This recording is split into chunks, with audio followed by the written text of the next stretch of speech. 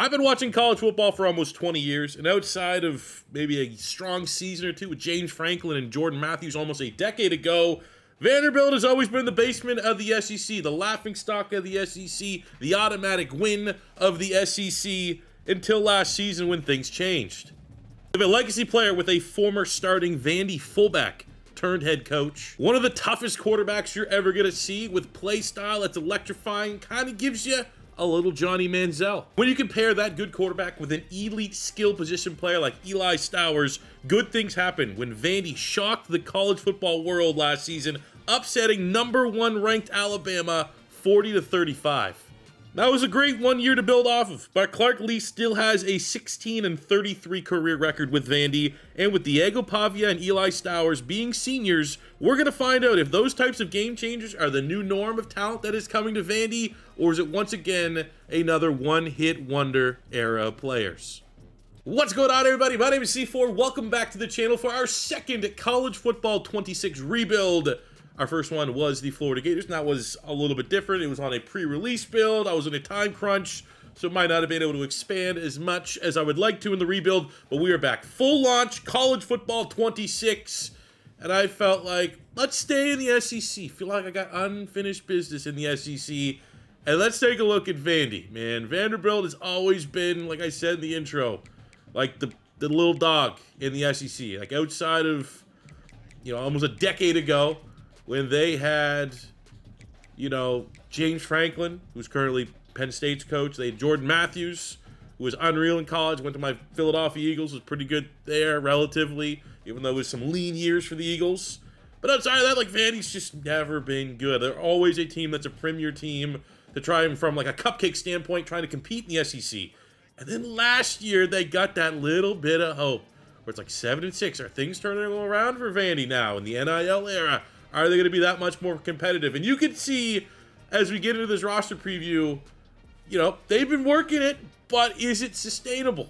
I think at face value, this Vandy roster looks kind of sneaky good, like a fun team for year one. But I'm going to tell you what, we're going to have to win as many games as humanly possible to improve our school grades with this class of seniors. And there's two sides to it. One is our team's majorly seniors. So when we go into year two, it's going to be on me and Vandy as a program to find a way to keep that level of play, be it development from the players on roster, be it nailing this first recruiting class, be it throwing around that NIL money in the transfer portal, because it's not like Vandy got this team by having those outstanding pipelines and relationships from recruiting high school to college. They have a roster that is loaded with old transfer portal players. Diego Pavia comes from New Mexico State, not homegrown. He's going to be one and done. And then these players that I mentioned that aren't guys that they landed in the transfer portal that aren't going to be one and done, we have terrible school grades. Cedric Alexander, 90 speed, 93 acceleration.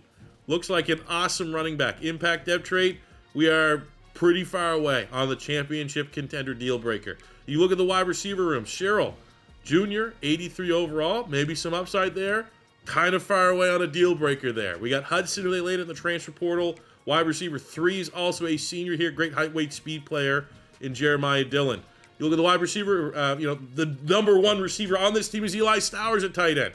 Probably going to be the first tight end selected in the 2026 NFL draft class. Star Dev looks awesome. Not a homegrown player. Got him in the transfer portal. New Mexico State, formerly, I think, Texas A&M. What about the O-line? The big hog mollies up front. Are we got a good pipeline there? No. Glass, transfer portal. Porcher, transfer portal. Jordan White, one of the highest rated players on this team, 90 overall, transfer portal. I think he's from West Virginia. Mitchell, transfer portal.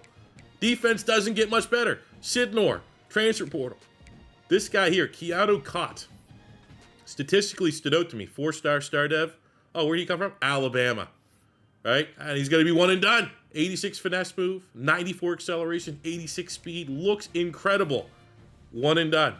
Doesn't get much better for the rest of the front seven. 2 best D tackles, gonna be one and done. The linebacking core is either not really great to write home about, or you have your guys like Langston Patterson, 84 overall.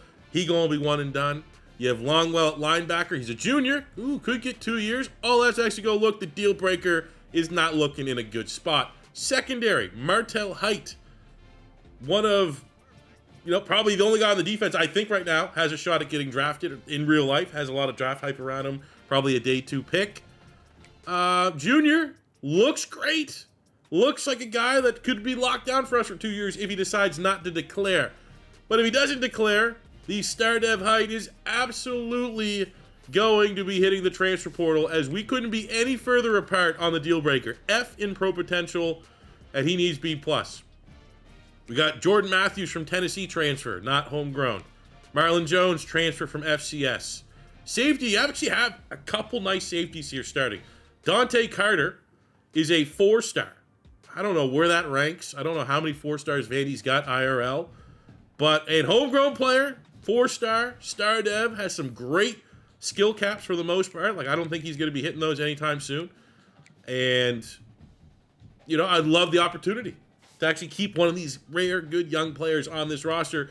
Another deal breaker. Transfer portal probably wants to leave. Strong safety, you have Fontenette, who also looks pretty good. It's like, okay, actually no deal breakers, which is a win.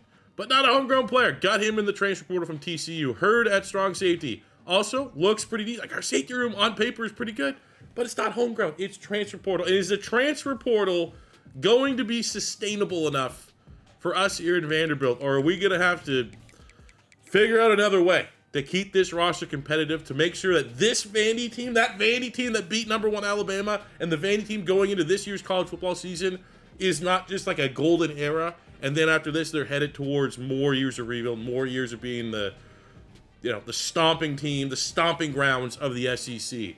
So I think this actually is going to be a very challenging rebuild. We need to win as many games with this very good roster right now, because a true rebuild is going to start in year 2.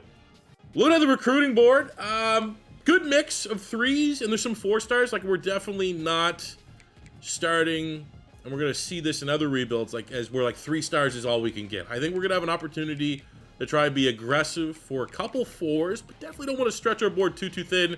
We're not going to have a crazy amount of hours to make the jump on a lot of these, we're 10th. That's nice that we're on the short list, but it's going to take a lot of ground, especially when Georgia's that far ahead in the example of Copper here. Another thing I did notice is I was expecting Tennessee to be like a hotbed for prospects. I don't know. I'm not American. Maybe it's known that Tennessee's, there's nothing special there. In my head, it's all right, it's the South. A lot of football, NFL, college. It's going to be a hub.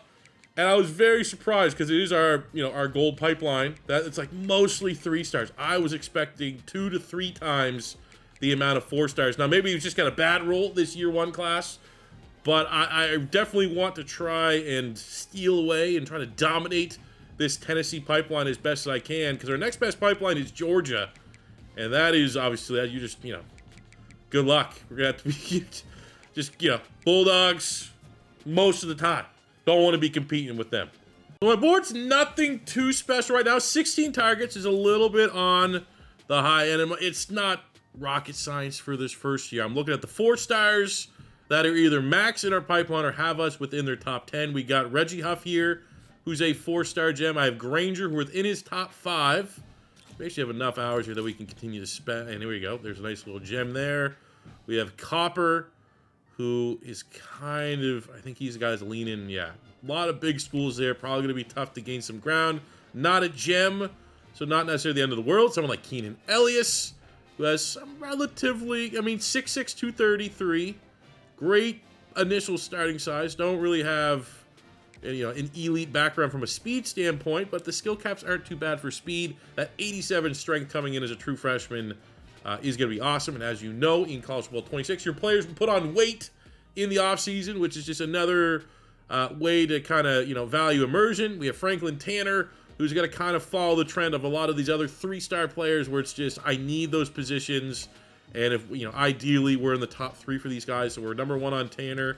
We have Alex Jackson, 3-star. We're top 5 for him. Balkison, 3rd there. No gem or anything crazy like that. Same with Irving. You have Bob Sapp.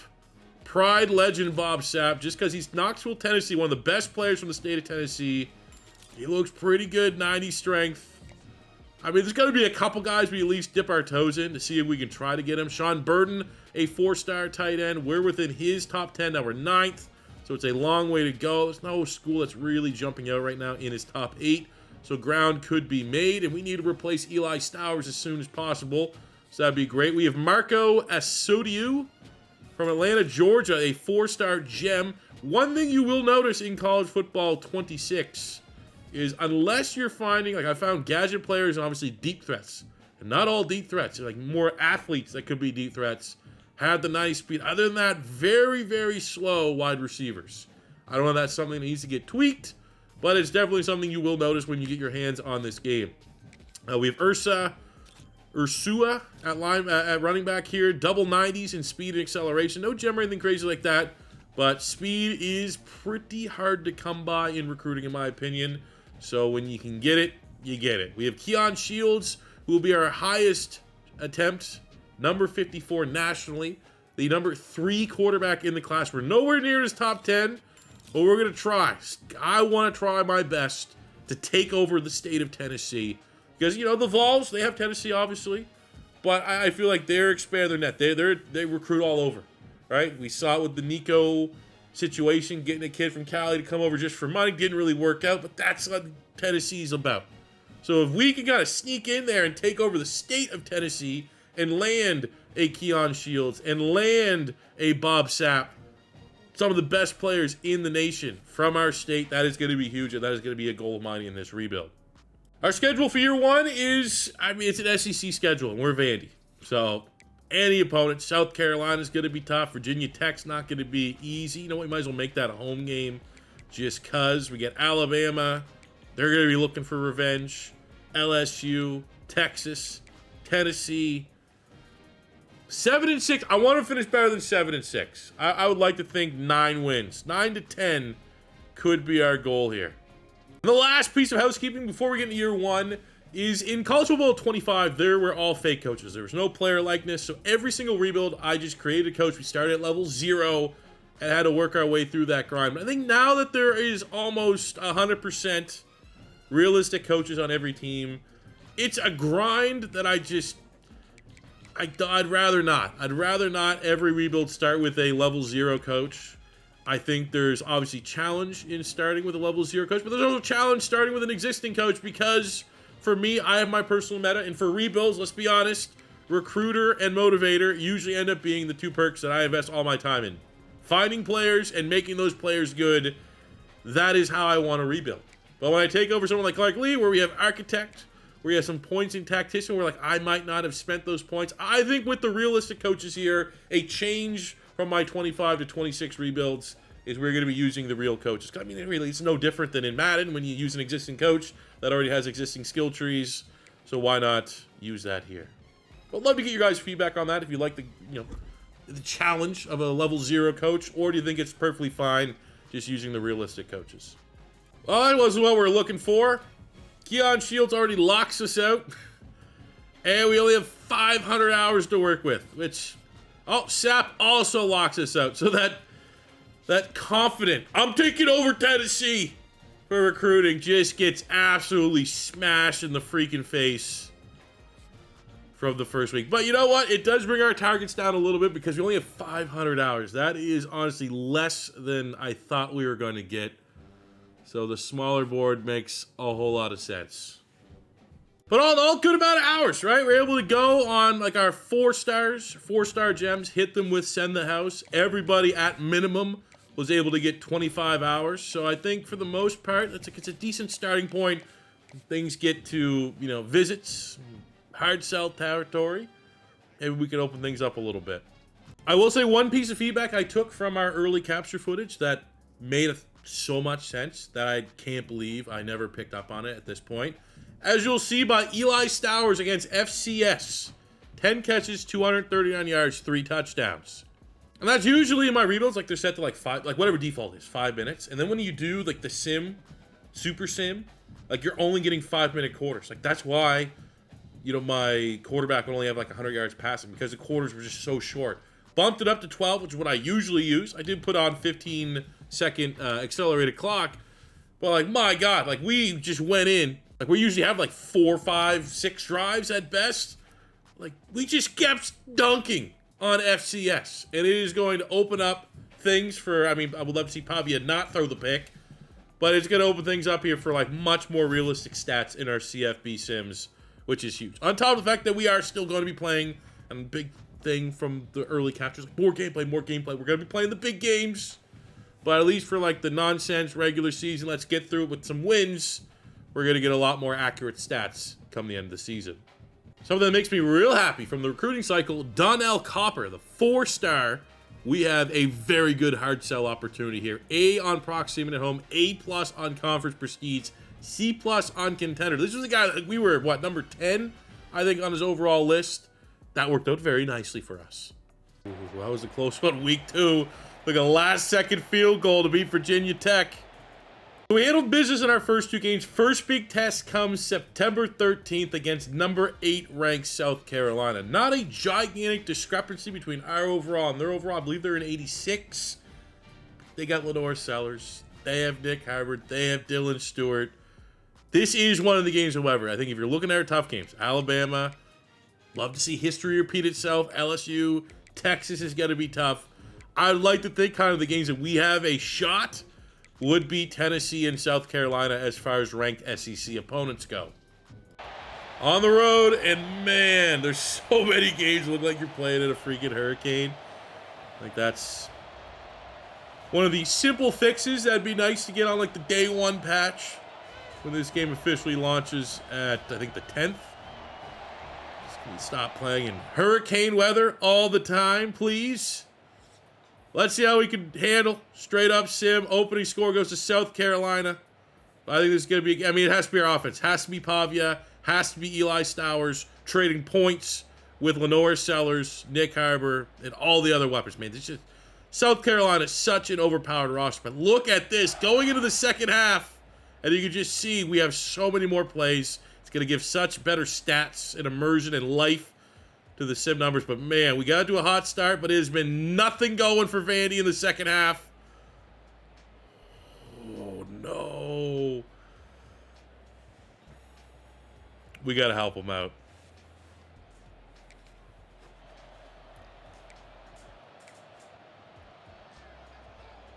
One point, we need to get into field goal range. Stadium pulse off the charts. Stowers got to be our guy. I think they know that as well. Let's go. Oh, my God. We should have just kept running. Timeout. Oh, if we kept running, there probably at least another 10, 15 yards on that. Probably puts us in a field goal range.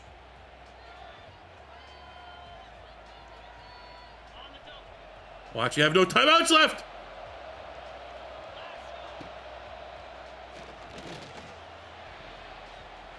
That was more of a panic. Just throw it up. Oh, no. We just need one more play. I mean, we don't really want to attempt a field goal here. Cheryl has good speed. He actually got a little bit of a step on the outside. Cheryl down the field. 10 seconds to go.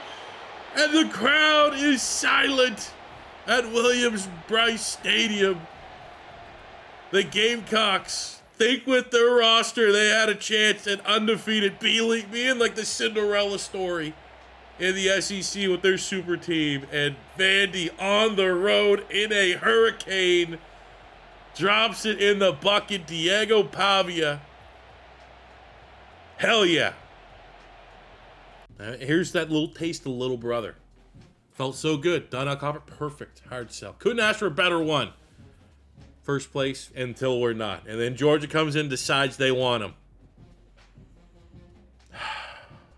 Now, week 6 is getting a little long in the tooth to even get our 3-star first commit locked in. But, again, it's a work in progress. And, man, our 4-stars are dropping like flies. Just brutal, man. Reggie Huff, 4-star gem. We were first till we're not. Elias, 4-star gem. We were first until we're not. Damn, dude. Brutal. Recruiting is so much harder. And that's not to say that it's impossible. But this would have been a lock in college football 25, and they have definitely made the proper adjustments to make it more challenging in 26. We got to hop in on this game. Week 6, already mad because our recruiting board is what we expected and what we worried about Vandy, right? Vandy is in this spot not because of how well they can recruit from high school. That is very much a work in progress, which we're feeling. It's like they do their work in the transfer portal, but we're frustrated nonetheless. We got a very good Alabama. Can Diego Pavia go 2-0 against the Crimson Tide? This time on the road. We're going to be playing the moments. I know that right now is like the biggest comment across the Rebuild world. More gameplay. But these videos are already 2 hours long. If you want to be 4 hours long with a lot of gameplay, finding the best middle ground. We get a moment to play, especially in a huge game like this. We take it. Ideally, it's going to be on the offensive side of the ball. But this, I mean, we got, the opportunity here to get an upset is huge.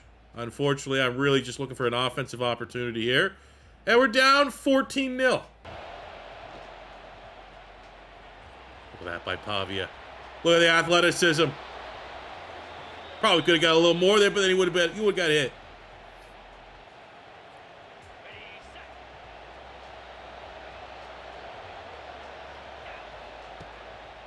Quick. Oh, short quarterback. Bobby's like 5'11", dude. If he was taller, I think we get that out to the tight end quick. And we were dancing in the end zone. Man, oh, that was brutal. Running back. That's what we need. That is a response. Maybe get the crowd out of it a little bit. Hit him with that, man. Oh, yeah, that's going to set him off.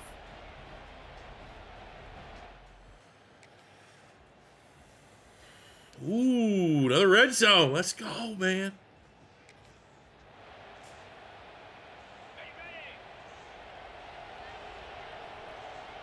Squiggly lines are gone.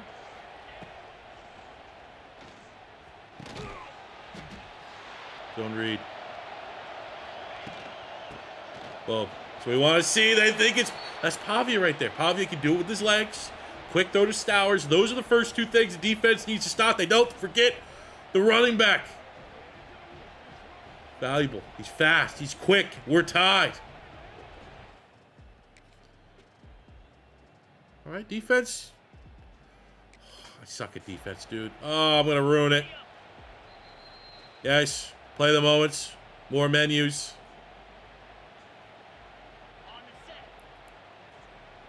Okay, so Cott is definitely our best player. I probably should be using a linebacker. He has 94 acceleration. Let's see if he can, okay, just stumble on Caden Proctor. But I think keeping the pressure. Shaky quarterback play here for Bama.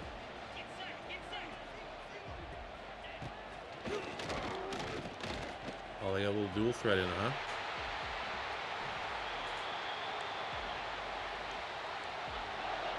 And the game properly punishes you, because if you play on any not easy difficulty and you don't use the linebackers, you pretty much have no chance.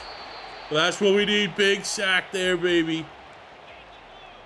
I mean, if they can reliably do that, I have no problem trying to, cheese the middle of the field as a user linebacker here. My CPU D-line can get some pressure. You got Fontenette, the versatile transfer from TCU, controlling the middle of the field. They're just going to run it like a coward. Good stand.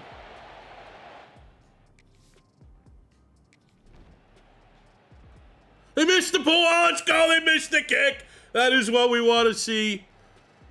They make it on that time. Come on, let me get going on offense here, man. I don't want defense. I hate it. Oh, they just read this. Stowers! I would say that play was dead in the water. But that honestly, Stowers and Pavia, as good 1-2 quarterback receiving punch probably in all of college football on full display right there. It is a 1-score deficit for beating Bama on the road. Come on.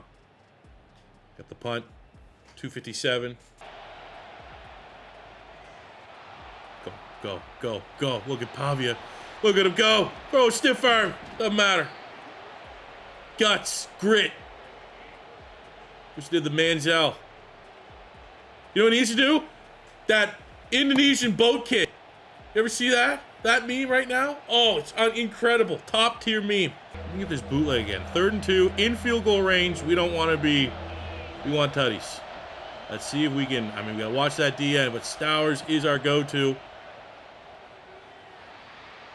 Oh my God, he got a little, just completely jammed up there. I mean, this is where you go for it. Risk it, no biscuit. Vandy in this situation again with a chance to sweep Bama back-to-back years. Would they play for overtime? Would they play for the win? I think we all know that option. I'm going to cheese it slightly. I need a money route for Stowers to get open here. Spence Stowers where we need to go. First down, timeout. Oh, no!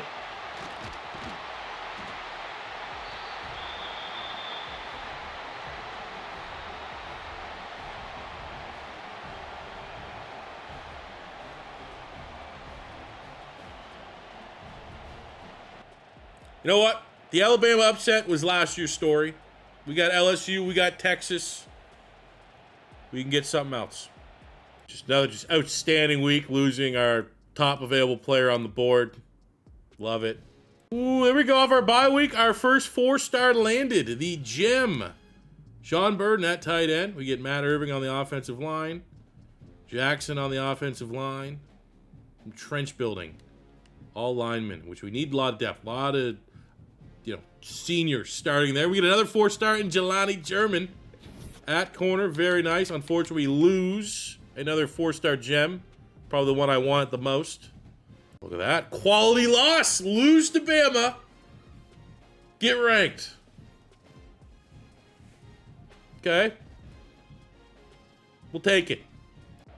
Unfortunately, LSU at home was not the bounce back, shock, upset win that we would have loved it to be.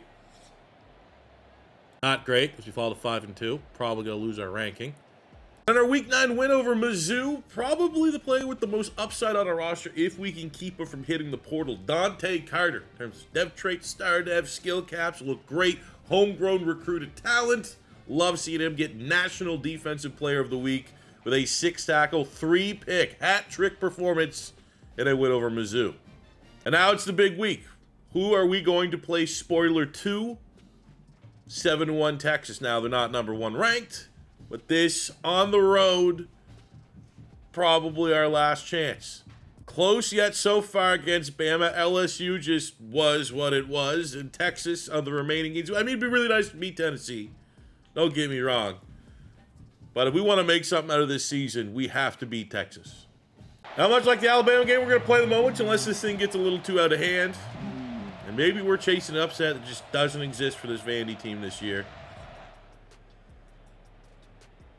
Oh, it's no chance. We're chasing, again, we're chasing an upset. That we're just never going to get, I don't think.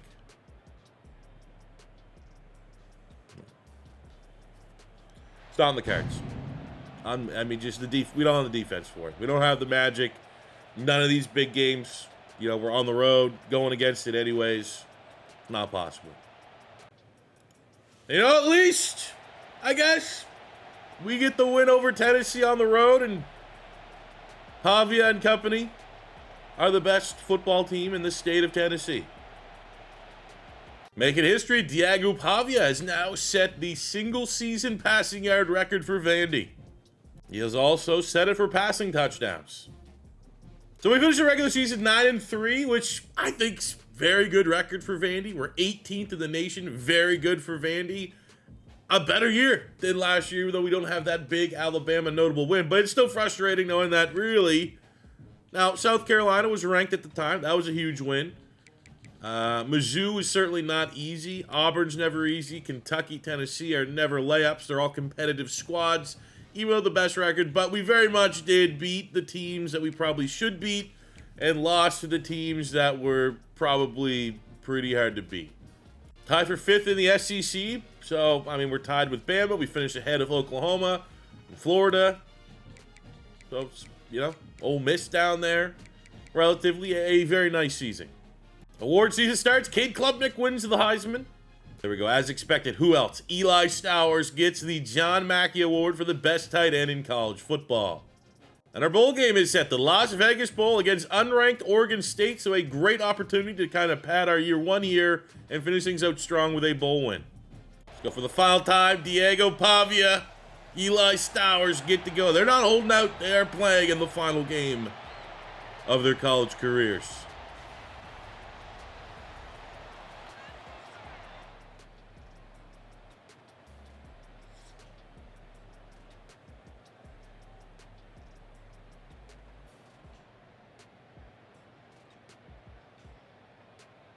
A little bit of adversity. Track meet. High scoring game. I trust our guys. Oh, beautiful throw. Opening drive, second half. Early and often to Stowers. Tight end crosser. Get him the ball, man. Help him improve that draft stock. He gets a step. Easy ball. Easy. Man, there's no one on Oregon State that can hang with a 94 overall beast like Stowers.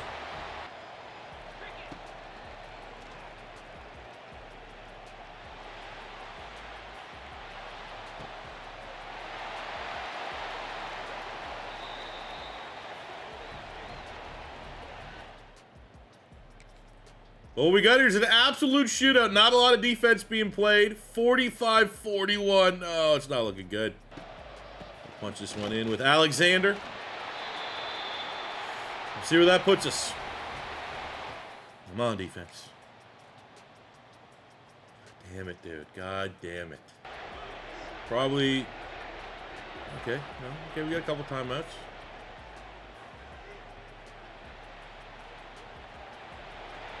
Keep yourself on the ground.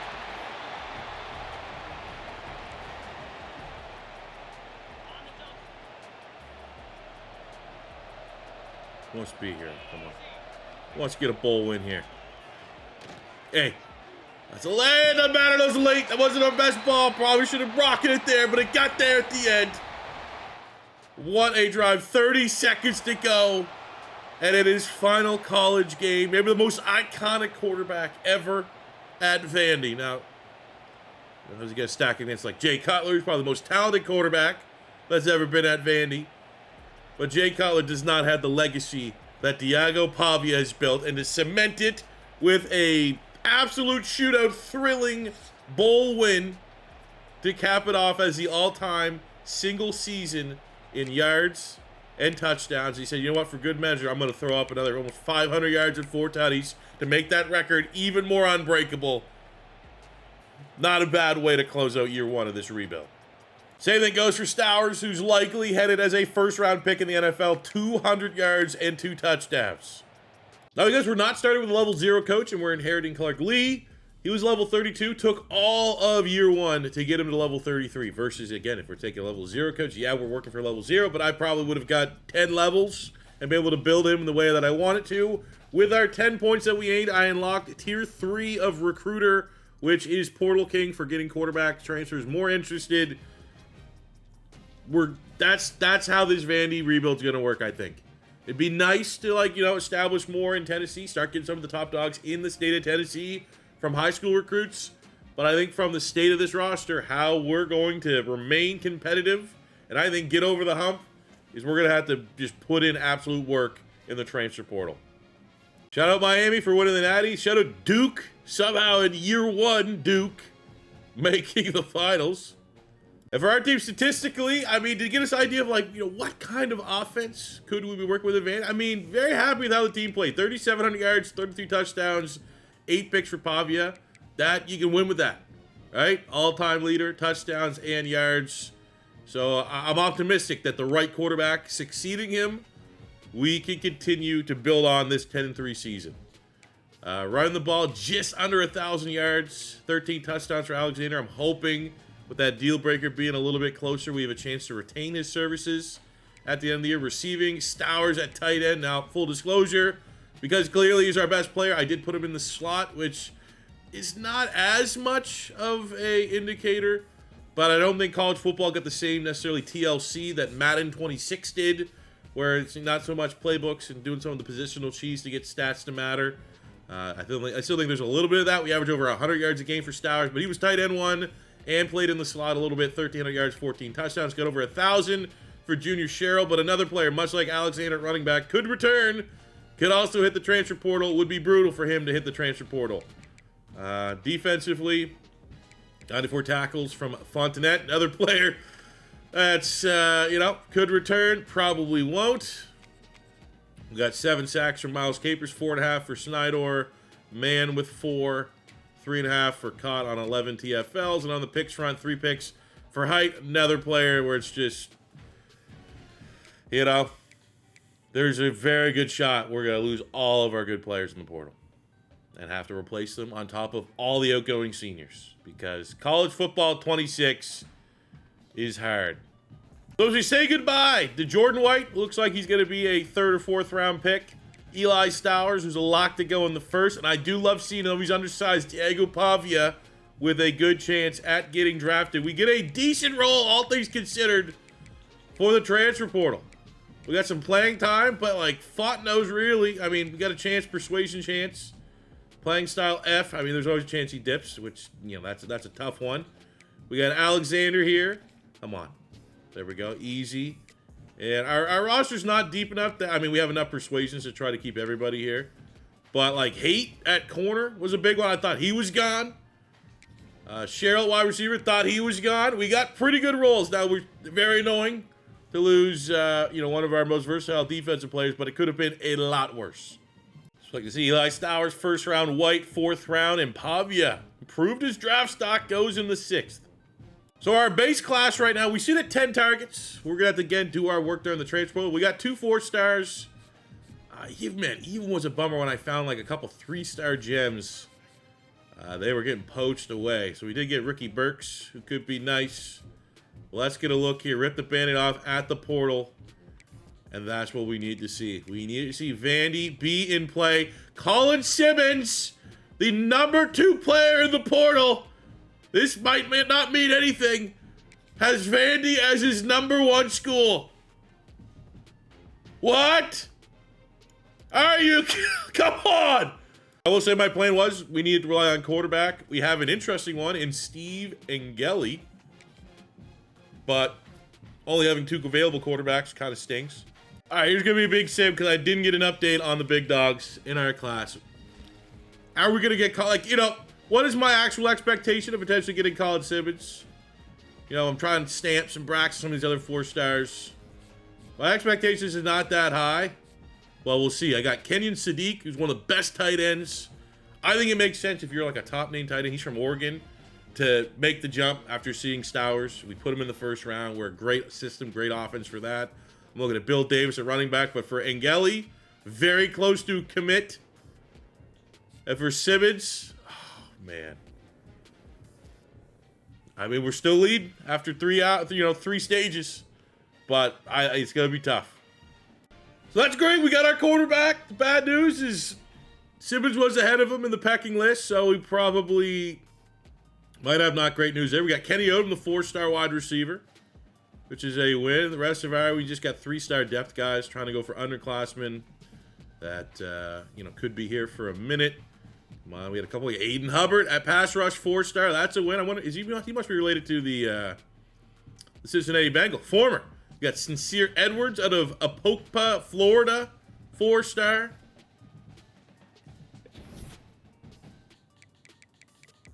And we moosed out on Davis and Braxton, but Colin Simmons sweepstakes still open, baby. However this breaks down, we're still number 1. Going into last week. Now we're going against Duke. It was just in the national championship game. But that would be absolutely insane, getting Colin Simmons. Come on, come on, come on, come on, come on, come on, come on. This would be like the equivalent of beating Bama. Oh, God damn it!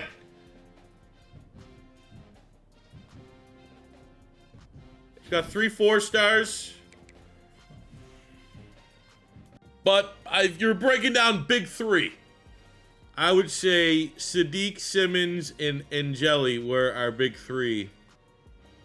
And I would say, I guess in context to our roster, the quarterback was the most important. But, dang, man. Things look so good until they freaking didn't. With our strong transfer portal out, we do finish with a top 30 recruiting class. However, that is top 10 at number 10 in the SEC, so we need to get better there. But at our class recap, we'll start with the transfer portal here. Looking for start Fs for the most part, and we got one. Umi Zulu the freshman, so we might be able to get 3 years of development. Star Dev, I like the look of that. We just got some regular, just old depth heads here. Into the 4 stars. Van Wells is going to be one and done. Impact. Hood could be here for 2 years. Impact. Odom, normal. Edward Starr, the sophomore transfer. That's nice. He could be a day 1 starter. Impact on Hubbard. Harris has an impact as a sophomore. We get impact on Angeli.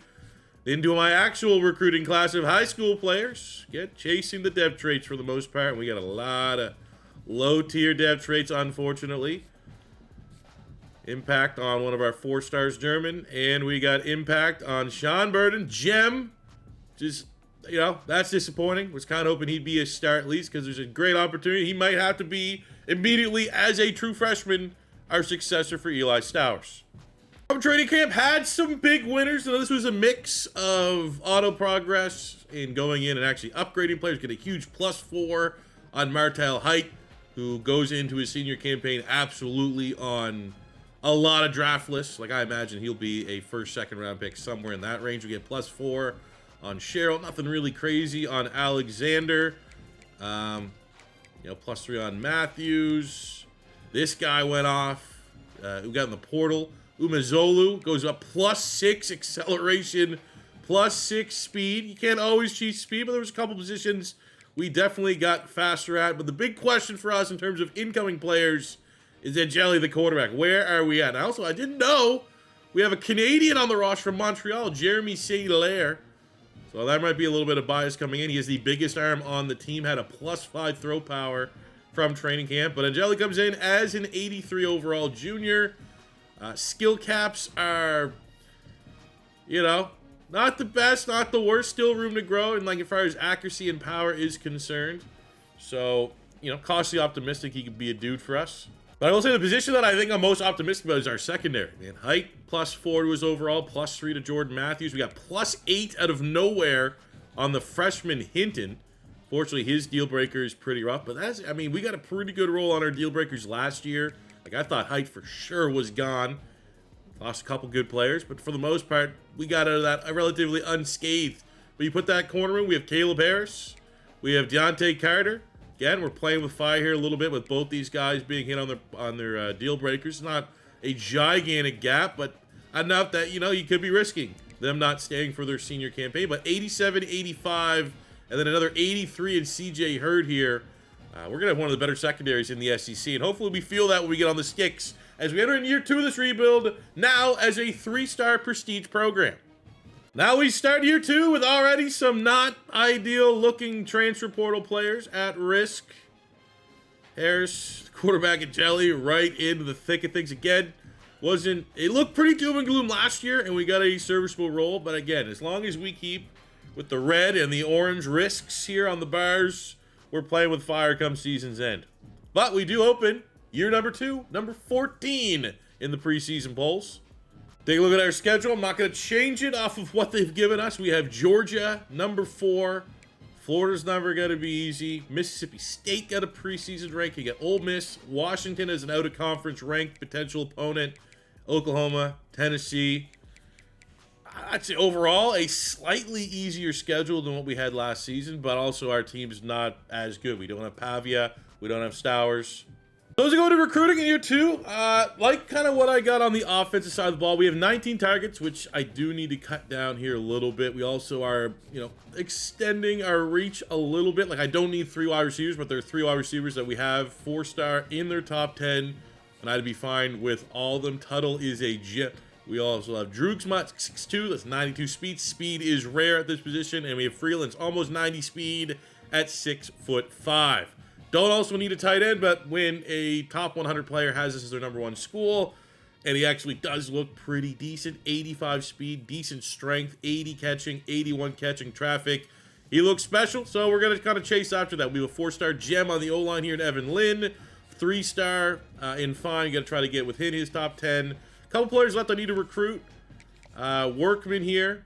Have him within his top 5 on the defensive line. He looks fairly impressive across the board. I want to kind of close down some of these DBs here. See if we can find a gem. We have Winbush at safety. Not a necessity. So we're not going to pursue that too much further. We have Ramon Joseph. top 250 player. I don't really love the idea of an 86 speed corner. Now again, across the board, players are slower. But when you get someone like Brewer here that has a lot more speed, I'm more intrigued. I do need to try to land 2 corners this recruiting cycle. We get Nix, who's a gem. There we go. We have Ripkowski, who has 93 speed, 94 acceleration. Let's take a look here at Casey Tung, 6'2". Also looks pretty decent. 77 man, 74 man. So we get a little bit more versatility out of Ripkowski. So let's we'll get rid of Brewer. We'll go Nix, Ripkowski as our 2 corners. And we got our board down to 15, which is still a little high. So after the initial wave, able to refine our list down to a top 11, where we are, again, look real good last year. Sitting first for a lot of top players. We are first for a lot of top players. Second for a couple here as well that we're going to stay with. Droogsma, the 5-star. I mean, again, it's just, I feel like a lot of these are setting ourselves up for false hope, but you know, for every Colin Simmons where I feel like there's a chance, maybe some of these high, you know, it only takes one. Droogsma, the 5-star, takes one chance for you to become, you know, you land that first 5-star, then it becomes slowly a new norm. Week 4. What was it, week 6? Week 7, year 1 that we got our first recruit, and it was a 3-star. We're here, week 4. The progress is showing. Here in year 2, we get Derek Sawyer. Came in on a visit and a win over NC State, 4-star, locked in. We get Workman, the 4-star D tackle, locked in, and we've yet to lose anyone. Good start to our board. After winning the 3 expected games to start the year, we are the number 11 ranked team in the nation, but we're going to put that ranking to the test as we take on the number 2 ranked Georgia Bulldogs. At least this one is at home. Could have a chance for some magic. Now I want this one to be all sim. I want to see where our team's at, all sim. We're going to find out against Georgia. We can use that to apply to future games against Florida. We have ranked Mississippi State. Well, like, how far are we? Can our defense get a stop? Because they couldn't get a stop before. They get a stop when I would come in and play. But are we good enough yet in the sim to just hang with Georgia? I'm not expecting a win here, but let's not have the doors get completely blown out, and it's not looking great. 17 zip. I don't think we've had many opportunities on the other side of the 50. So, dang.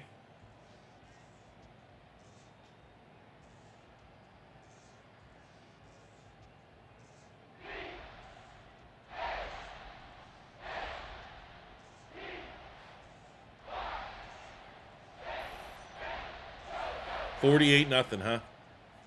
Terrible.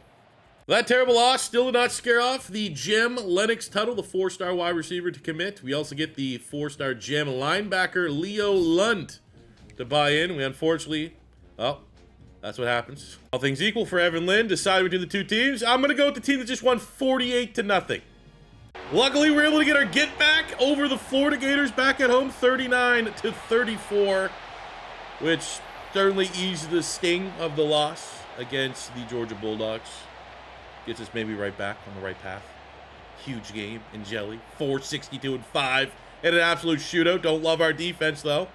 And we've made history. We land the first 5-star recruit in Vanderbilt history. Philip Droogsma out of Macon, Georgia.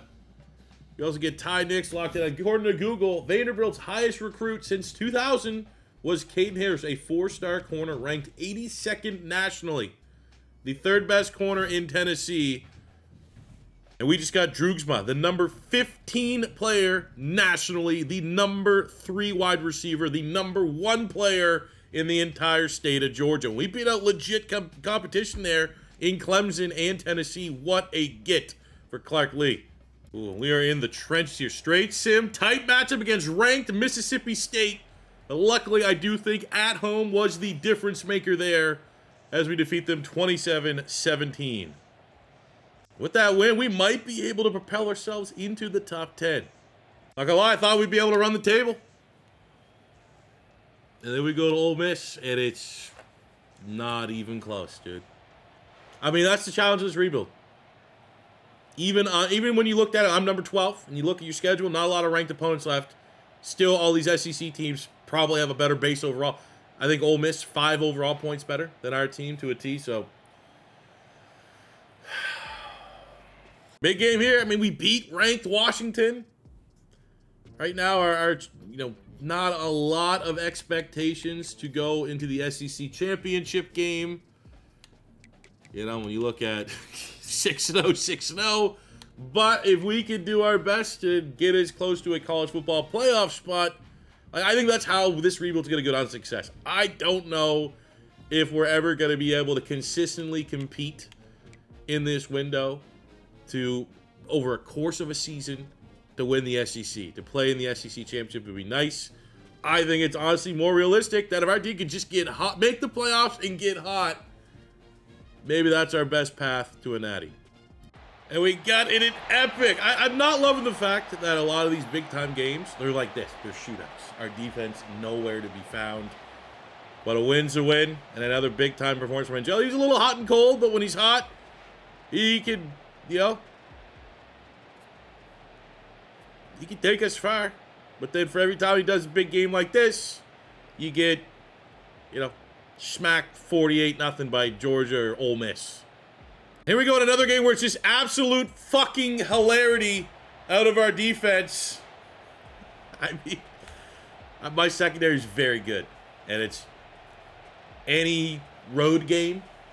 It's a 50-50 coin. We're going to give up half 100 points. Unbelievable.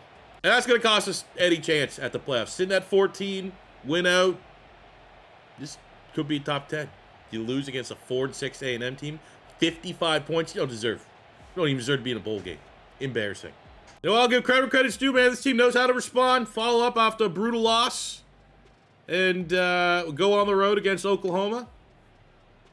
And straight sim, like not me having to hop in and hold their hands. Get a nice bounce back win. This team does know how to respond. It just can't lose like that to A&M. Our initial recruiting class is wrapped up. We were able to land 12 targets, all of which are 4 stars, which is very nice as far as 4-star gems.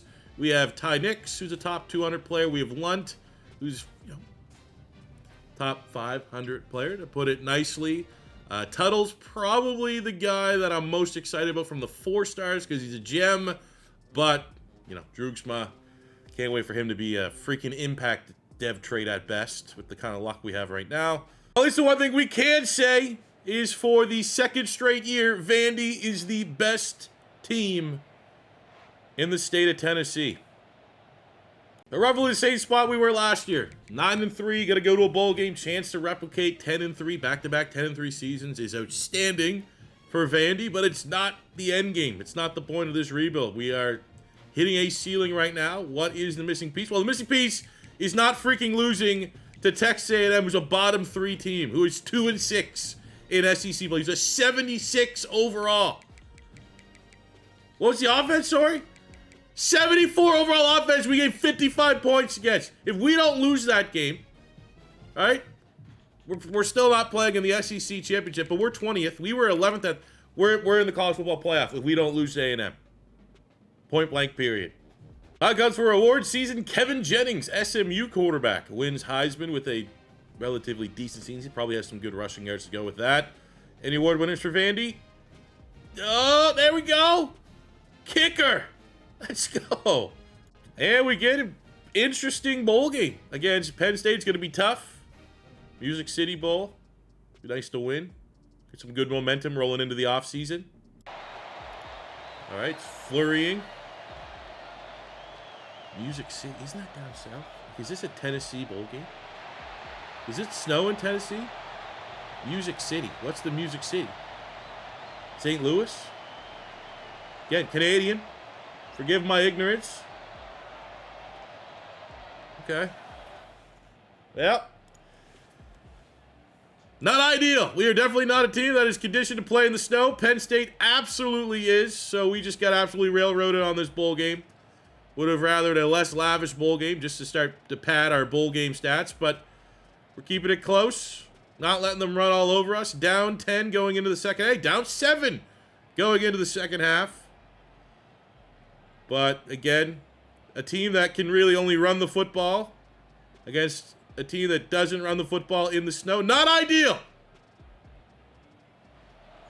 We kept it close, but I mean, just absolute. Could it be any more in favor to Penn State in that bowl game? But overall, last season, this season, same area code. We were ranked 19th last year, 10 wins, bowl win. This year, 9 wins, bowl loss. Still come in ranked 20th.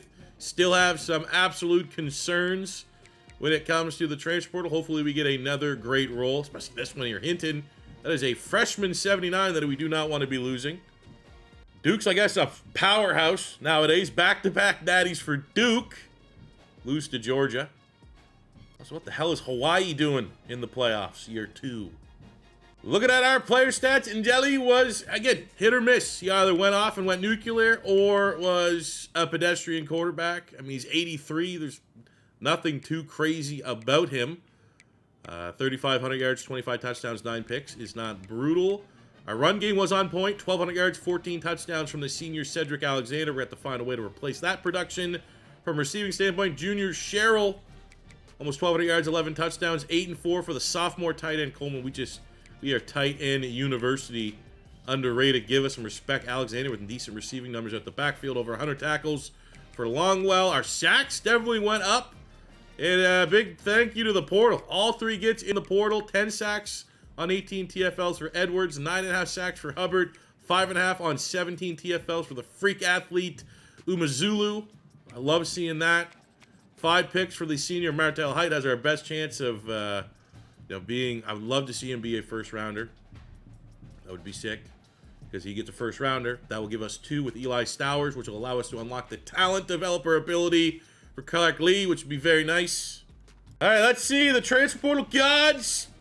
Not as good as last year, but we still okay. Let's start here. We got the Canadian quarterback. Come on, I will give you a shot. What about Donnie? I mean, we can offer all these guys to stay. So we get Donahue to stay. We'll get Harold Davis to stay, the big 6'6", 288, and get that, figure that out. Cortland Williams, nice. Gleason on the offensive line. Didn't need ya. You're dead to me. Van Zale Hinton. This is a big one. 79 freshman. Very high ceiling. Definitely want to keep. All right, sick. What about Carter? One of the best homegrown. We escaped last year. Year 1 roll, I thought it was going to be way worse. This is checks and balances. Year 2, lost a lot of talent. Sent a lot of guys to the show. 3 of them being portal guys is what I'm going to pad my stats. But height, I thought he was a lock to go in the first round. Goes second. So talent developer is going to have to wait in the skill tree. I will say overall, a lot of nice options for us. A lot of 3 and 4 stars in the transfer portal. We got to do a lot of work here. I will say going through all these players, biggest name of the bunch, we have Sammy Brown, the former 5-star. Went to Clemson, transferred to Virginia. He's just hitting the portal. That'd be a good get. So for our initial transfer portal class, got some interesting names. Got Boo Carter, very versatile athlete on Tennessee. Couple 4 stars, looking for some 3-star underclassmen. So, they're just as good as actual recruits. Sammy Brown, former 5-star. We got 2 4-star wide receivers here, and Micah Tees and Amari Jefferson. We're 3rd and 2nd there, but we want to try to make a lot of ground. Both of them are sophomores, so a chance to get 2 years. Got a running back, Bo Jackson. With a name like that, you got to be good. But we have 3 quarterbacks here. I think we need to recruit. Let's see if we can find an actual stud. We have Tanner Applewhite, 94 throw power. He looks pretty impressive. We have Deshaun Purdy. Doesn't look as impressive. And we have Steele Pizzella. Ooh, that is terrible throw power, but look at the athleticism. Very interesting. But I think for me, plus we're already just #1 school. Let's take a look here at Applewhite. There's a nice get. 4-star wide receiver Amari Jefferson gets locked in. Get a tight end Hoffman. Tight end U continues. Get some help on the offensive line. Come on, give me a big 4-star on defense. Come on. Give me at least 1 from this first stage. Come on. We're still looking in a good spot, though. There we go. That's a good week. 4-star freshman quarterback Tanner Applewhite coming in. That's, I don't know. Depending on the skill caps, that could be. We get Sammy Brown, the former 5-star Clemson Tiger. We get Boo Carter, stealing him away from the Vols. Jaquan Shanks also locked in. We only ended up missing 1 of our targets. Not bad. So we end up with a very deep class, 30 out of 35 targets. We're very early in our college football 26 rebuild, but that is the most targets by a long shot we've landed in a single class. And to a man, it gives us a top 10 class in the nation. We talk about hitting that ceiling. We talk about slipping up. We talk about how are we going to take that next step in the SEC. We could stockpile a couple top 10 classes here. That's how you, from the bottom up, transform a program. So starting with the lands in the transfer portal. A lot of these, depth, not necessarily need guys to have to start. Sanks is going to come in and replace Dante, we lost in the portal. We got a star on Boo Carter. It's going to be a day one starter for us at corner. We got an elite dev on Sammy Brown, the former 5-star. Day one, he's going to be one and done, but that's fine. Impact playmaker. Nonetheless, you get a star dev on a freshman transfer, Marcus Slayton. That is quite the get. Same with Hoffman. Okay. Star dev on Micah Tease, the sophomore transfer. Star dev on Amari Jefferson, the sophomore transfer. Impact on Bo Jackson, and we get an impact on Applewhite, which it's not the end of the world, but I think we all were hoping a little bit better. But as far as, throwing talent is concerned for a freshman quarterback, 94 throw power, the accuracies are on point. Feel pretty good about that. A couple late additions, just trying to fill out some depth here. A couple 3-stars. I got Devontae Owens. Speed is hard to find. And we got a 93 speed, 90 acceleration gem running back, which is nice. Same here with Purvis. He was a gem late find at the wide receiver spot. He is a star dev. Looking into our actual recruiting class, star dev on the 4-star Warren Rawls. Pass rusher, impact on Westerman. He's likely going to be a running back for our team. We got impact on Nix. Impact on Lutz. We're just honestly not getting great rolls for our gems. It felt like last year in College Football 25, you get a gem. It was going to be, for the most part, like star dev is kind of the floor you're hoping. And we are getting few and far between for that. Absolutely brutal. And of course, the big 5-star we get. You can go up depth trait, dynamic depth traits in College Football 26, but for the love of God, man, hook me up. Give me some elites. Give me some game changers. So go through my training camp. As always, I like to mix a little bit of manual progression with just auto-simming it for most depth positions. But when it came to quarterback, the number one player I was, curious about. We have Angeli's up to an 89. We're able to get not much on throw power, but awareness +6. Like, a standard, solid junior to senior amount of growth and development. He's an 89. But landing the freshman, now sophomore Applewhite in the portal, I was like, he could be the future, right? This could be the guy. And then, unfortunately, the dev traits suck, and the skill caps are absolutely brutal. I guess we can still build a fun quarterback. 98 throw power. And up his dual threat ability there a little bit. But, man, right on the skill caps, it sucks. Hey, it's Jay Cutler. Look at the rest of the team in a bubble. We got Boo Carter, the transfer from Tennessee. He's a 90. Sammy Brown's a 91. Edwards, last year transfer portal get 89. Same with Harris. I mean, unfortunately, not a lot of homegrown talent. But from the portal, Umizulu was awesome from an athletic standpoint. He went up +2. Mari Jefferson landed him in the portal. He's an 89. 87 for Bo Jackson, not that one. We got Tease in the portal. He's an 85. Able to get big-time speed and acceleration upgrade on him.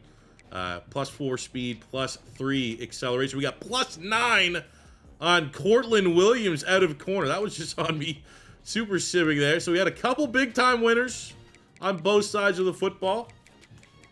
And going into year 3 of this rebuild, if we were in any other conference not named the SEC, I'd feel really good about where we're at. 88 overall with a 91 overall defense. But knowing that we're in SEC play, we are still very much like, we've been probably, the 5th, 6th, 7th, between 5 and 7, I would say, ranking in the SEC.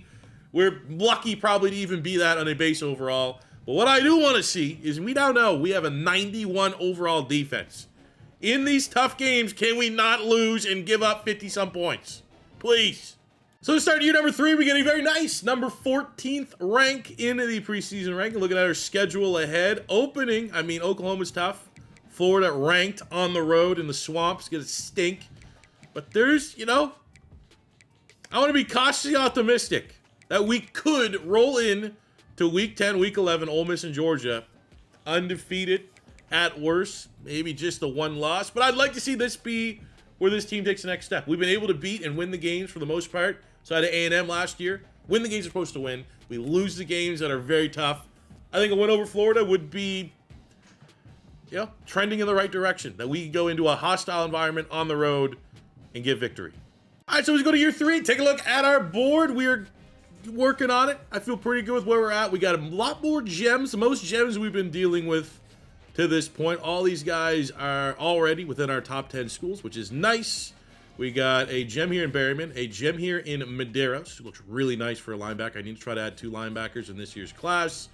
I don't really need a D tackle, but 2-star Tennessee. I want to dominate that pipeline anytime we have a legit chance. But if things and hours get a little thin, I don't need D tackle, so he could kind of be the first guy off the board. No gem here on Kindred, but he looks outstanding. 4-star, 245 in the country, but he has 89 strength, 87 acceleration, 80 speed, 89 pursuit. His power and finesse move are on point. Looks like a very special player, so I'm hoping that gem or not, we can land him. We have Casper, a 4-star gem.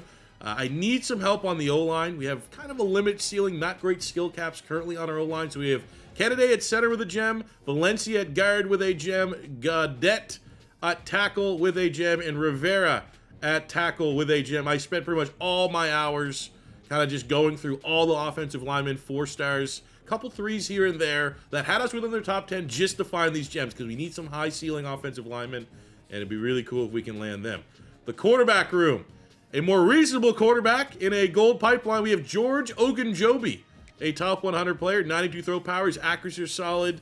Not much of a dual, but he's a pocket passer. He looks out. But there's a 5-star. The number 2 quarterback, 13th nationally in Johnny Popek. And I'll just bump out the webcam. We are within his top 10. I think with that 95 throw power and a gem, is this the guy? If we can get him, it's going to be tough. I think we'll maybe state our intent by getting rid of Ogunjobi. That's the kind of guy right there that could turn this whole rebuild on its head if we can land him. We've handled our business. Florida has handled our business. It was the first big matchup on the slate for us, the first hurdle to see where we stand in the SEC. Truth be told, look at the overalls for Florida. We are, through the trenches on offense, defense, a stronger team on paper. But road games are weird. Really, really hard to win in college football 26, especially when you're simming. I tell you right now, the Swamp absolutely love the fact that my 91 overall defense still on the road gives up almost 40 points. But a win's a win. We can outscore with the best of them. 28 in the 4th. And then Jelly was dynamic. Dynamite. Unstoppable. Love seeing the transfer Bo Jackson, the running back, with a $124 and a hat trick of touchdowns, get SEC Player of the Week. Week 4, going to win over in Nevada. Had a couple players coming for a visit. We get Medeiros, the 4-star gem linebacker, to sign on the dotted line. Kawanuka at D-tackle. He was probably the only surplus player on our initial board. I only went after him because of that Tennessee pipeline. But hey, we will stack the wins. We get Gaudette on the O-line. That was nice because we were second for him. We leapfrogged, I believe it was Clemson, to lock him in. And the good news is we are still first for the 5-star quarterback. We'll say from a sim standpoint, the one team that's been like a good, feel-good, make-right, quality win that we've had consistently, Tennessee and Oklahoma have been the 2 that have felt real nice. 41-17, belt to ass at home. Let's go. All right, so we get Kindred, who in my opinion was the best-looking edge rusher on our board. We get Kennedy, the 4-star gem offensive lineman, but we still keep awaiting the 5-star quarterback to sign. Looking at Popek, we brought him in for a week 4. He's going to UNC week 6, which, oh no. Is that this week? Well, we're going to find out. Also, we're going to get a great test. Road game, undefeated, ranked Mississippi State. That is absolutely a game we've lost up to this point in this rebuild. Tail of tape, looking at Mississippi State. Bottom dwellers, talent-wise, in the SEC, but they're playing out of their minds. And you love to see this. 3rd quarter, sweat-free win.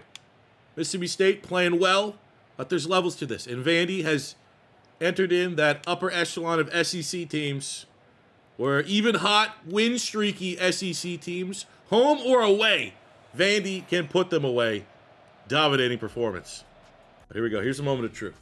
I mean, we're 6th in the nation. That's great. We still have the big dogs to play. But here we go. We're going to find out, are we going to land a dynasty-changing 5-star quarterback, or are we going to miss out on him and then probably have to hit the transfer portal to find our savior?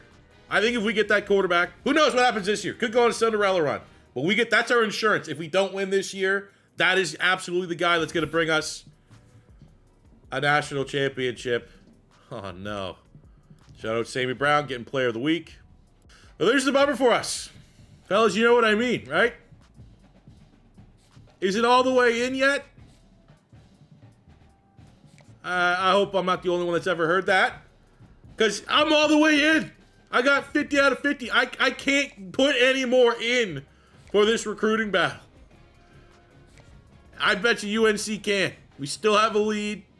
But, like, that's the thing I don't love about this new mechanism in College Football 25 is, like, what do you do? What do you mean I'm in a recruiting battle? Okay, I get it, right? I should be, like, I'm at my hours. I'm not, you know, what am I going to get rid of my hard sell? And I can't do that. So, like, the only way, like, this whole thing makes sense would be, like, if I was only giving him 50 hours, but I had a maximum of, say, 75, and now it's like, hey, you better go 75, or else you're going to lose him to UNC. I hate it. Probably my least favorite thing, with all the new features that have been added to College Football 26, is the recruiting battle just, like, doesn't make sense. Looks like we're going to lose Rivera, which is a bummer, but we should be able to lock up Berryman and Valencia and get 9. I mean, that's just, it's on the QB. Come on, man. Make the right choice. All right, we got a bye week. Drum roll, please. Come on. We get Berryman. We get Valencia. I'm going to say we don't get him. I'm going to say somehow, some way, UNC was able to swing him. Because we can't have nice things here in Vandy, and we can't. Unfucking believable. It was all the way in. I couldn't go in anymore. There's no room. I had nothing left to put in. Now, Ogunjobi was kind of our runner-up option. He still has a chance. Like, I mean, now we're competing against Georgia, but I'll just try. It's unlikely, but you never know. Let's see if we can just get a QB on the board. So the best part about this season, because it's pretty tough after losing out on that quarterback, is we've done our job. We've got to where, you know, we needed to from a win standpoint. Ole Miss, Georgia, was that right there was going to be the gauntlet. And if we could at least make that as the number 4 team in the nation, undefeated, there's a chance we lose both those games. We can still make the college football playoff if we close out against A&M, which we know from last year is difficult and easier said than done. And if we can continue our domination over Tennessee. But, you know, we've kind of won the games we're supposed to win. Would be nice. Honestly, if I'm looking at this, if we could just get out of this with 1 loss to close out the year and a chance to make the playoffs, I'll be happy with this season. But we're also first in SEC, you know, might be able to get the SEC championship. We are first in play, but still way too many games in front of us to start thinking that far ahead. Our first game is Ole Miss at home. This is the first team we've played all year that has a better overall than us. So we'll be interested to see how that handles. I'd like to think that our home field advantage could kind of counteract the fact that this is a very evenly matched game. First score goes to Vandy. Love to see that 91 defense on full display. Turnover, 14-0. Come on, points. Every drive, touchdowns, no field goals. We give up a touchdown there late, but there we go. We score a tud, give a tud. I feel good about this team, man. Like, you know, this is one of those ones, like, this could very well be a matchup that ends up being a playoff semifinal. And look at our team and how they can perform in the sim. You know, this kind of performance makes you, I mean, we're going to see next week against Georgia. We can lose all this good faith and goodwill. But that kind of win against a top 10 opponent makes me feel like sky could be the limit for this Vandy team here in year 3. I was thinking in my mind this is going to be at least, you know, a 5-year rebuild. We're a problem.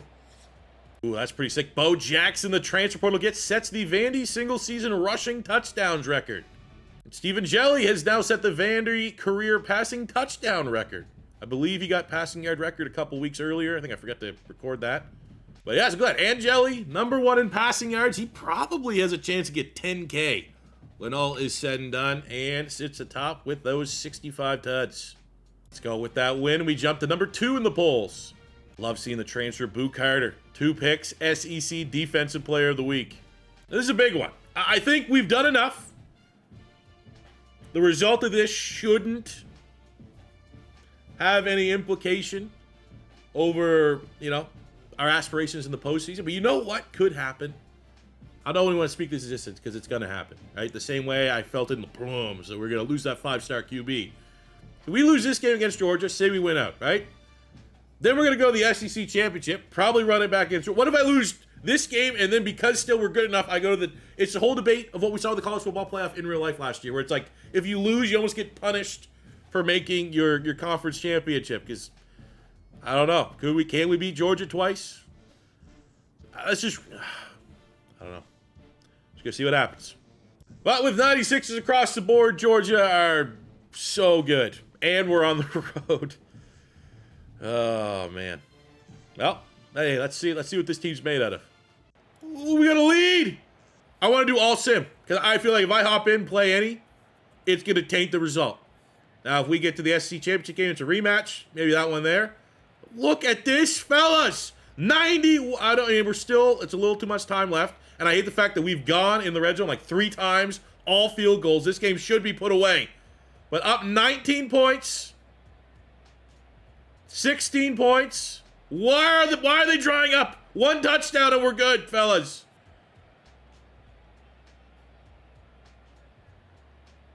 I don't know how there was no more scoring.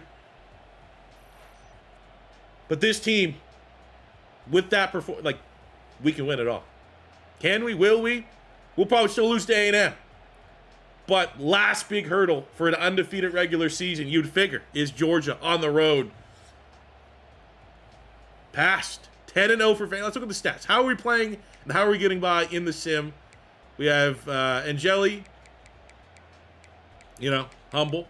Very tough. 96 overall defense on the road we went up against. This is kind of just a survive type game. Run game was solid.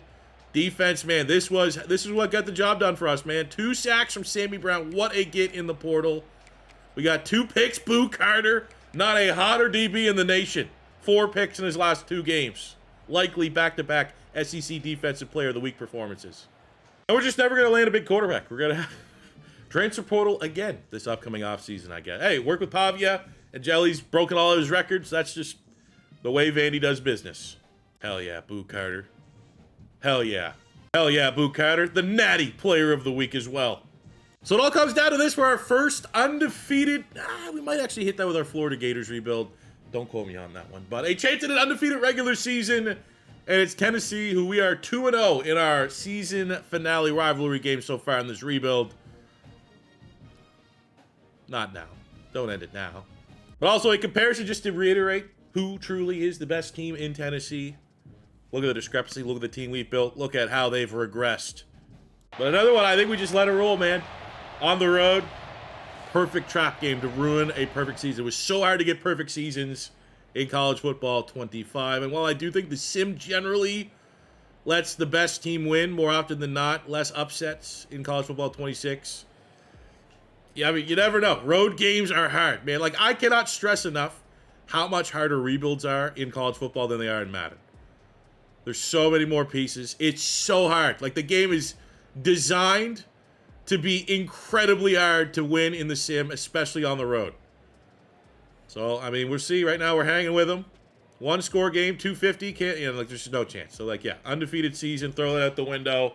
We did enough to, buy our spot into the college football playoff at worst, where we stand for the SEC championship game. But you could have seen this from a mile away. Clearly a trap game. It's so hard to go undefeated. And this, I don't know what to. I mean, we've been that team where it's something good could happen, something awesome could happen, and every single time. Could we upset Alabama? No, we throw pick, final drive, game winning drive. Can we land the 5-star quarterback? Oh, we're first place. Recruiting battle out of nowhere. Gone. Sniped. Can we get a perfect undefeated season?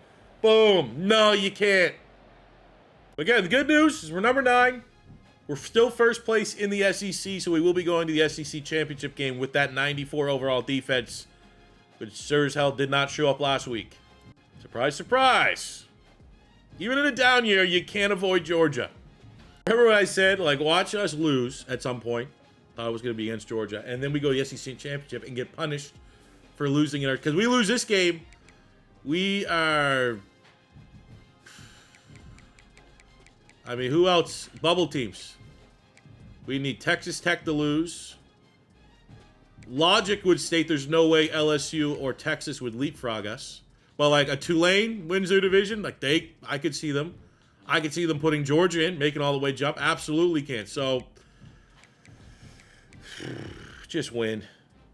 How hard? You gotta be. Oh, it's gonna beat the '96 super team twice in 1 year. No problem. That's what it's all for. SEC championship. I will hop in if need be throughout these moments to help our team earn the playoff berth in SEC championship. And of course, it is not looking good. But it's early. 94 overall defense, best defense in the nation.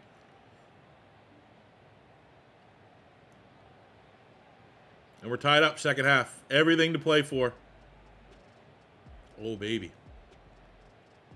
All right, here's the time. Here's a pivotal moment. We come in and score. Oh, there we go. Big run. Bo Jackson. Push stacks like Bo Jax. 3rd and 5 to open up the fourth quarter. Hoffman, our tight ends, are a reliable... tight end. We're tight end you. We'll go Bo. Look at that. Perfect timing. Great. That's all in the O-line. Giving us time to make that throw. Celebrate it. Salute our service members. Come on, defense. Let's close this thing out. How are we... Just like that, we're tied. Like, just like that. Oh, there goes your lead. It's gone.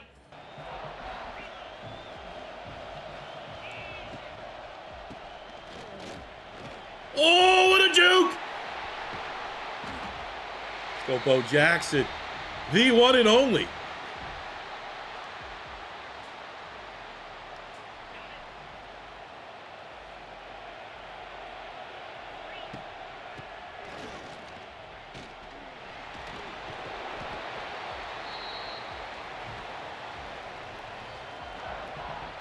On the one. We're going to have... I don't even know. I'd say, honestly, with how bad I am at field goals, this might be like, go for it on 4th down. Don't need to. Bo Jackson should have just won Vandy the SEC championship and has punched their ticket to the college football playoff. I don't know, how much ground we're going to gain. SEC championship gain a noticeable. I think we should probably be top 5. But what a win. In a game where our quarterback threw 3 picks. We're able to rely on Bo Jackson, the one and only. Oh, yeah, that feels nice. Don't get the top 5 like I wanted. We come up to 6, which is not the end of the world. Shout out Micah Tease, transfer portal wide receiver, getting player of the week offensively with 2 tutties. Oh, Tennessee gets the Heisman. Good for them. Bottom of the SEC. Enjoy that. Second time we've got kicker of the year. There's something in the water in Vandy for the special teamers. I don't remember the last time we played LSU. It was an absolute ass kicking. Would have liked an easier draw. Would have liked maybe a Tulane. But it's we're the best team in the SEC. We should be able to beat an SEC team. Prove it. Take a look at the bracket. In terms of roles, again, I mentioned Tulane. That would have been awesome. And if we would have got that 5 seed like I thought we should have, we would have had a Tulane path. But if we do win, I would make the argument, assuming this bracket we could follow it. Pitt seems like the team you'd want to play out of these ones. Nebraska's there. That would have been an easy draw relative to the teams that are available. Texas Tech as well. All right, let's do it. Got to run the gauntlet. 4 more wins. Give us an idea, like where are we at? How are we winning games? Jelly's best year as a Commodore. 30 touchdowns, 6 picks, not turned the football. Literally, 3 of his 6 picks were in the SEC championship game. So he was sitting pretty there, protecting the football. That's all we need. Bo Jackson's incredible, the sophomore out of Cleveland, Ohio. Pass game, it's kind of takes a village more than just like a dominating player. Defensively, not as impressive as you were a year ago. We had a significant drop-off in talent, but Sammy Brown is exceptional. An absolute game wrecker. I love seeing the freshman Sean Stoll with 13 TFLs, 5 sacks. Great start to his career. Picks front, Boo Carter, Sanks, Hood, all transfer portal gets, all give us one of the most dangerous secondaries in all of college football. Now, between two very evenly matched teams, maybe the fact that we got the home field advantage could come into play. Potentially offset, I think, the gigantic discrepancy between the line of scrimmage. I think O-line, D-line, huge advantage to LSU. But let's see if we can play. I mean, it feels like, we got to play spoiler. LSU's thinking they got a Vandy role in the playoff. What a role. And we are just not really scoring many points. But everything to play for here in the second. I mean, we've seen our sim dominate. There's no way, shape, or form. I don't know that we're going to be able, like, from a sim standpoint, I think, to be able to rely on the sim to win a national title. There's zero, like, there's just no way to make rebuilds that way. Because every video would be 15 years. That is how challenging it is, especially as a small school. Like, with these fine margins. And look, we're going to blow. Even I can't come in and, like, move this team to where they need to go. It's so hard. And it's good that it's so hard. But there's also a level of, like, dude, we got to run this whole gauntlet. You're going to need some bounces to go your way. And luckily, again, I can't hop in and make this team win. There's going to be probably at some point during this run where, like the Alabama loss way back in year 1. But the defense showed up there. And we at least got our first playoff victory in school history. Statistically speaking, Angeli was solid, not great. Had the pick. Our run game, Bo Jackson continues to be the most important player, most valuable player on this team. Tristan Brown with a touchdown. Defensively, we got a couple sacks. Sammy Brown continues to show up. We got 2 picks in the secondary. So there we go. We get Pitt. I'd like to think on paper, couldn't get a better role if we wanted to in the quarterfinal.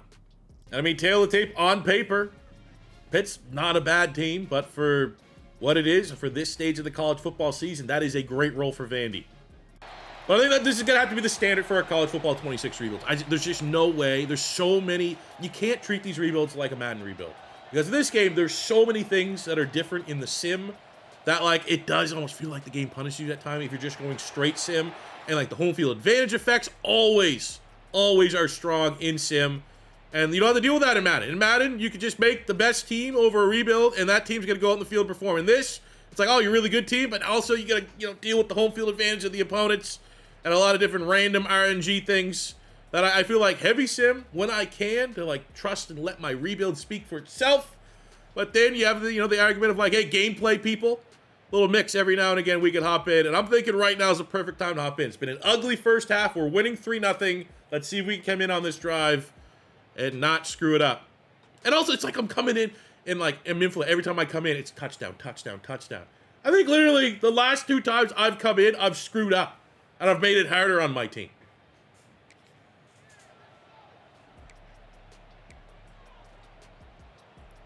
So you're welcome for sucking so bad that I'm worse at times in the sim, and I feel like me hopping in is doing something. Let's get this out in the hands. Bo Jackson, who is the best athlete on the field. Oh, that's a big run. A lot of confidence in our pass game. Oh, right there, though. Throw a dot. Feet inbounds. Nope. That needed to be a completion. Are we going to challenge it? Look close. Ugly throw. That is a duck. They will actually give it. They do. Let's go.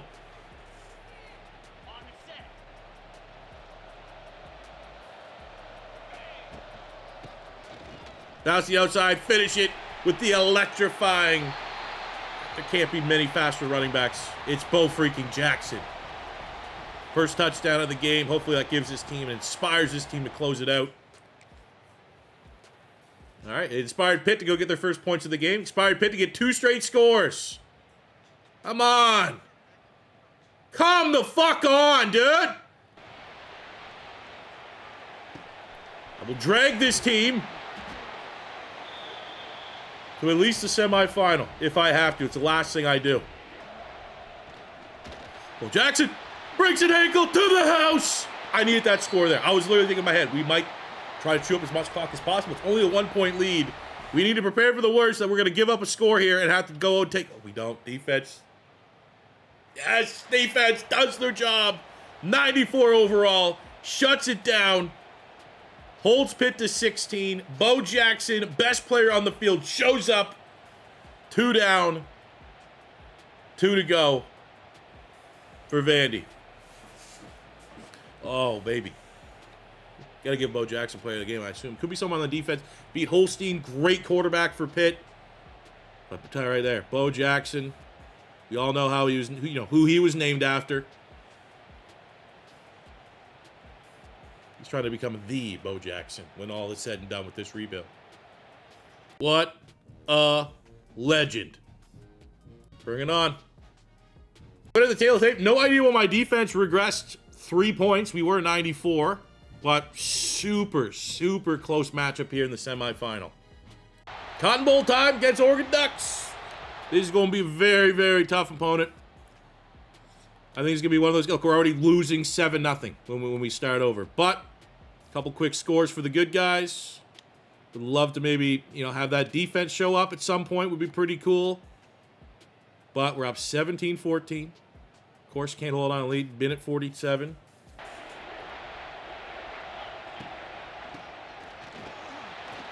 We're going to give it to Bo Jackson. Right there. Well, that needs to be a touchdown.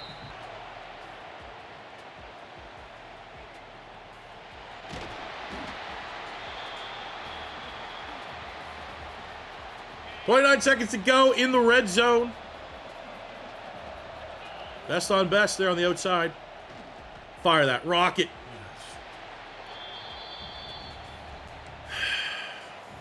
Maybe stick, give us a slant opportunity. Man, I wish we still had Pavia and Stowers. That'd be cool. Look at that. Boom, slant, cheese at the top, touchdown! And Vandy, cheese or not, I'm taking every bit of cheese we can get, is going into halftime with the college football playoff semifinal with a lead.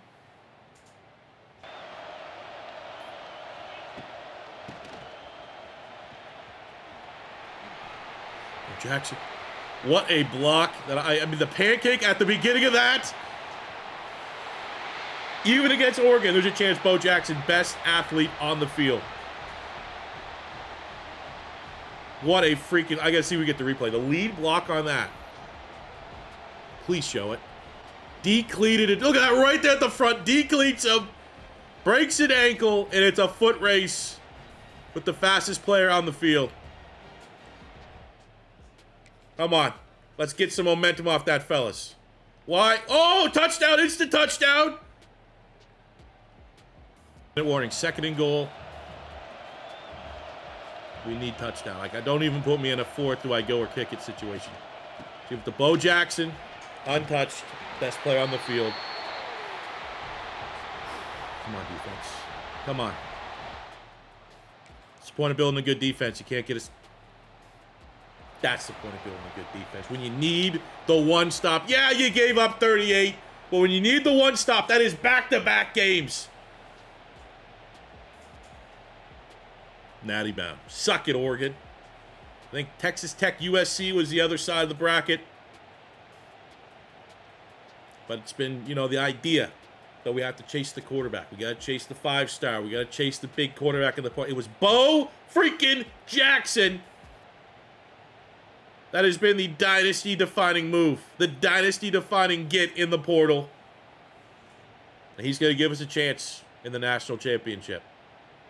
And he just keeps adding to the aura and the lore of Bo Jackson at Vandy. Obviously, player of the game. And the national championship, our opponent honestly followed a similar rebuild. Similar starting prestige. Place in the food chain of college football, Texas Tech. Okay. Tail of the tape of this one. Big advantage to Vandy. Big advantage. Who's the team of destiny? As Texas Tech. We're in a Texas Tech rebuild as well right now in the same video. Who is getting it? They look ready to go. I love Texas Tech. I love a Texas Tech rebuild. Rebuilt them last year in college football 25. They're one of my favorite teams. They used to be one of my favorite teams. They had Mike Leach, Graham Harrell, Michael Crabtree. But today, it's not their time.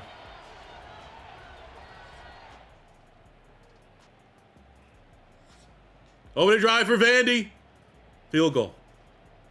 Touchdown, Texas Tech. Touchdown, Texas Tech. Touchdown, Texas Tech. Where's Vandy at? Oh, we go. Touchdown, Vandy. We get something. There we go. Okay, now we'll hop in. Enough sim. Touchdown here. We can tie it. Give us a competitive fourth quarter.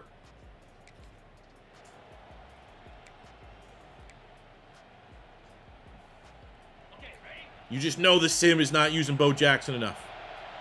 This is where we help. Give me some blocks. Oh, nothing there.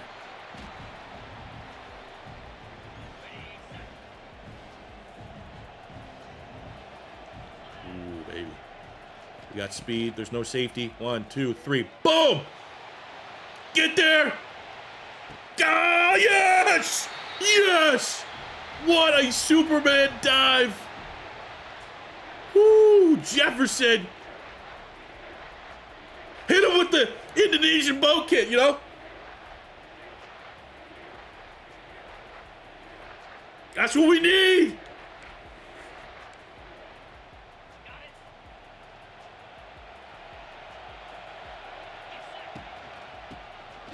And Bo Jackson. I mean, O-line, dude. O-line is playing above their pay grade. We are tied up. Needed that score, 24 apiece. Tides are tilting. 2 straight tutties for Vandy. We are tied 31. Full fourth quarter to play. Field goal to Texas Tech. Come on. I know we want to see me play, but at the end of the day, Sim gets us over the line. The team that we have rebuilt gets us over the line. I'm going to get out of the way so we can enjoy this. There's been a lot of ups, a lot of downs, as many as you could probably experience in a 3-year period.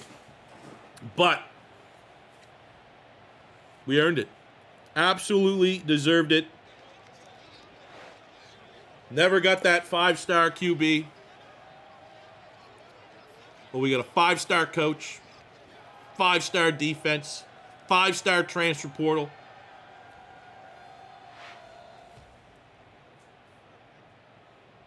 Let's go, man. What a game. 41-34. I mean, Bo Jackson probably player of the game. Would have been cool if they would have actually shown it. And Jelly, the transfer portal get where he's Syracuse from New Jersey. Does what he needs to do. 200 yards, touchdown, no picks, protects the football. Bo Jackson, legend. Hat trick of touchdowns, 117 yards on the ground, 3 runs of 20 yards. Did I had one of those maybe? Pass game again, it was complimentary. Defense, did we play? You know, we did all right. Got the turnover. But this is Bo Jackson's title. Goddamn right we did. Goddamn right we are.